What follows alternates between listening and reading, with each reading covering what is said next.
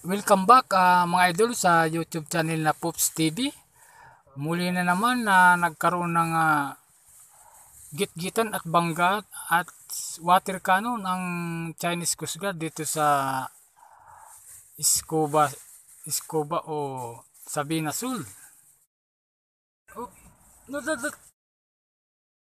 Tapos na maglayag ang Bureau Fisheries Aquatic Resources BFAR ang BRP Dato Sanday MM0B-3002.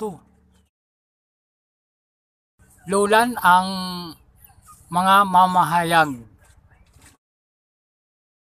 Nang simulang buntutan sila ng isang Chinese Coast Guard. Na hull number 21551.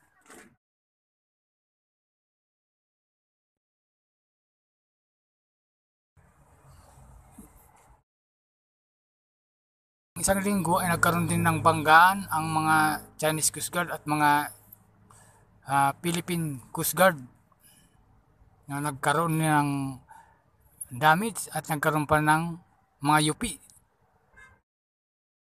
Talaga itong mga Chinese Coast Guard na ito, mga inchik.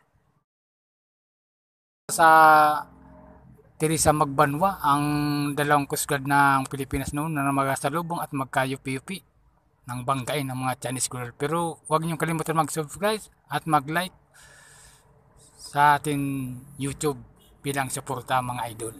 Thanks for watching.